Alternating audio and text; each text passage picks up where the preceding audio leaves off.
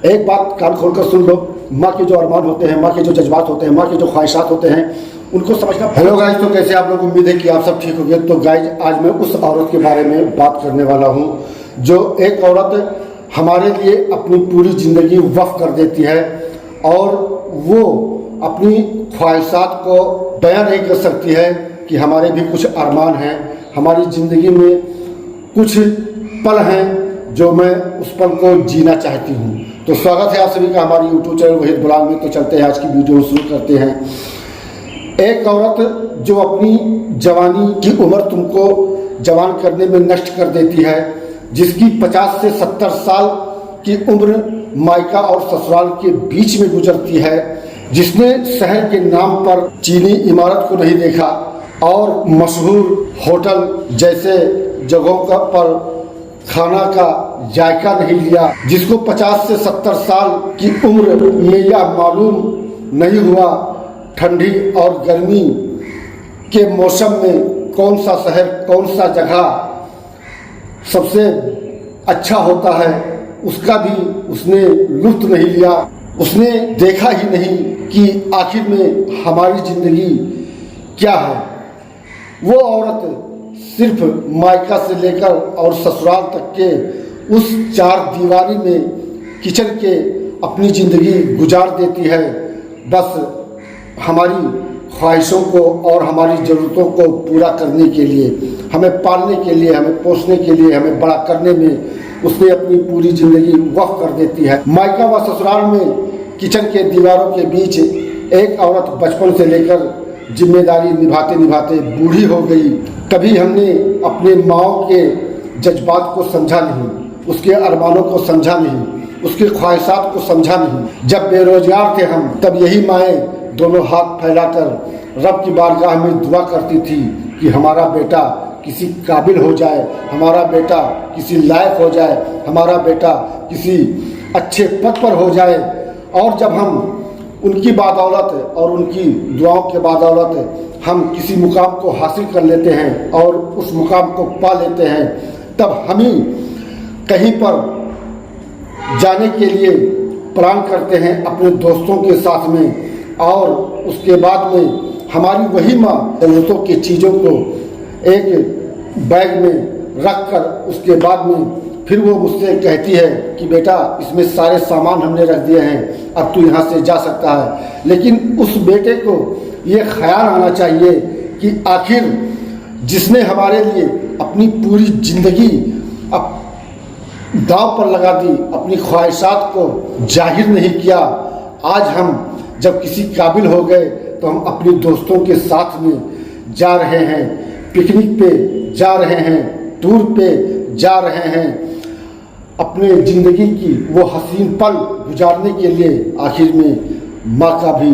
तो एक सपना था, माँ का भी कुछ अरमान थे, उसकी ख्वाहिशातों का क्या होगा। जैसे चंद पैसा खुद के जेब में आने लगा तो दोस्तों के साथ घूमने के लिए ट्रिप बनाने लगे। शायद हमने अपनी माँ के जज्बात को दफन कर दिया, क्योंकि माँ ही तो तलाश कर बीबी लाई और बीबी के जज्बात को मद्देनज़र रखते हुए बीबी के आते ही हनीमून पर निकल गए, और माँ फिर उसी चार दीवारी में बैठकर बहू व बेटे की तस्वीर देखती रहेगी। हमारी माँ आखिरी नस्ल होगी जिन्होंने अपनी पूरी उम्र अपने ही ख्वाहिशों व जज्बातों का गला घोटती रह गई। इसलिए कह रहा हूँ, वक्त रहते अपने माँओं को दुनिया घुमा दो।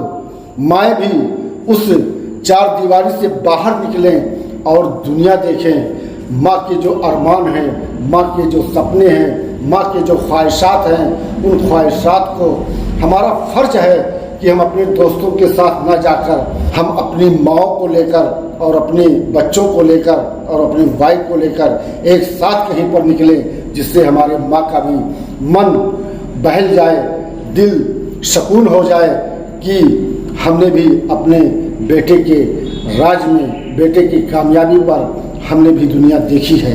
कुछ लोग ऐसे भी होते हैं जो अपनी ख्वाहिशात के खातिर माँ की ख्वाहिशात का गला घोट देते हैं और माँ के अरमानों को समझ नहीं पाते हैं और अपने दोस्तों के साथ में निकल जाते हैं टूर पर, पिकनिक पर, और अपनी मौज मस्ती वहाँ पर गुजार कर और उसके बाद में फिर घर आते हैं, अपनी बीवी के साथ निकल जाते हैं। माँ को तो भूल ही जाते हैं कि आखिर में जिसने मुझे पैदा किया, मुझे इस लायक बनाया, मुझे इतना बड़ा किया, और उसको हम भूल कर और उसे उसी घर में छोड़कर चले जाते हैं। जब माँ बूढ़ी हो जाती है तो अपने माँ के साथ दुनिया घूमो, ताकि उन चेहरों पर पड़ी झुर्रियों के पीछे जो कहानी व जज्बात उस बूढ़ी औरत ने तुमसे दबा रखा, शायद वो बोझ तुम्हारे इस सफ़र से उतर जाए, क्योंकि हमारी ज़िंदगी में माएँ हमेशा नहीं रहेंगी। बस माँ को किचन चार दीवारों से निकालकर वादियों, झरनों, समुद्र, बर्फीले स्थानों, जायकों व प्राचीन इमारतों के बीच माँ को खड़ा करके देखो, कैसे वो तुमको आसपास तलाश करती हैं। जब तुमको एहसास होगा माँ आज भी तुमको बच्चा ही समझती है। तुम कितना भी बड़ा हो जाओ, तुम कितने भी अक्लमंद हो जाओ, माँ के सामने तुम बच्चे ही रहोगे। बस इतना ही कहेंगे, माँ के साथ दुनिया देखो ताकि तुम फिर बच्चा हो सको, और भीड़ भाड़ से माँ को उसी तरह संभालो जैसे तुमको बचपन में माँ संभालती थी। मेरे दोस्त, माँ का मर्तबा इतना बड़ा है कि माँ की ख्वाहिशों को हम कभी पूरा ही नहीं कर सकते हैं, और माँ की हम जज्बातों को समझ नहीं सकते हैं। बस हम इतना जानते हैं कि माँ हमारी जो है बहुत अच्छी है, माँ ने हमारे लिए बहुत कुछ किया है। माँ के होते हुए हमने पूरी दुनिया देखी है, माँ के होते हुए हमने पूरी दुनिया का लुत्फ़ उठाया है। लेकिन भाई एक बात कान खोलकर सुन लो, माँ के जो अरमान होते हैं, माँ के जो जज्बात होते हैं, माँ के जो ख्वाहिशात होते हैं, उनको समझना बहुत ज़रूरी है। और अपनी माँ को उस जगह पर ले जाओ जो माँ 50 से 70 साल के उम्र गुजार देती है और बाहर की दुनिया नहीं देख पाती है कि आखिर बाहर का दुनिया कैसा है। तो माँ को भी वो दुनिया दिखाओ, वो जगह दिखाओ, वो झरने दिखाओ, वो समुद्र दिखाओ, जिससे माँ का दिल भी खुश हो जाए और तुम उस टाइम माँ के सामने एक बच्चा लगो। तुमको एहसास हो कि आज हम माँ के साथ में आए हैं और माँ हमारे साथ में आई है। जैसे बचपन में हम माँ के साथ में नाना नानी के यहाँ जाते थे, मामा के यहाँ जाते थे, फूफा फूफी के यहाँ जाते थे, बाहर जाते थे घूमने के लिए, टहलने के लिए या किसी भी काम के लिए, दवा के लिए, तो बचपन में माँ मुझे साथ में लेकर जाया करती थी। उसी तरह आप भी अपने माँओं को साथ में लेकर जाया करो, जिससे माँ का मन बहल जाए, माँ का दिल खुश हो जाए, माँ का दिल बागबान हो जाए।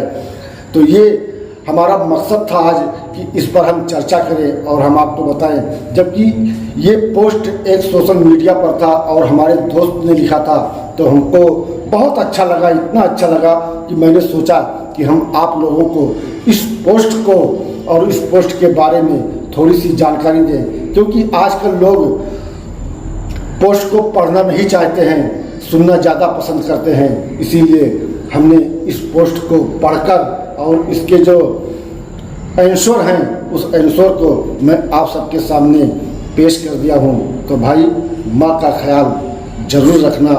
माँ हमारे लिए सब कुछ है। माँ की इबादत करना हमारी बंदगी है।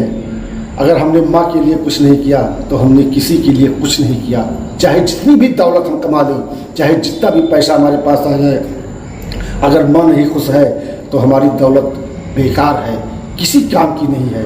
बस इतनी सी बात आप लोगों के सामने रखनी थी। बात अगर हमारी अच्छी लगी हो तो लाइक शेयर ज़रूर करिए, और ये मैसेज और ये वीडियो आप अपने दोस्तों में और अपने ख़ास लोगों में ज़रूर शेयर करिएगा, जिससे वो लोग भी समझ सकें। अगर कोई गलती हुई हो इसमें बताने में या बोलने में तो उसके लिए हाथ जोड़कर माफ़ी चाहता हूँ। बस इतनी सी बात थी। अल्लाह हाफिज़। फिर मिलते हैं दूसरे वीडियो में, तब तक के लिए बाय।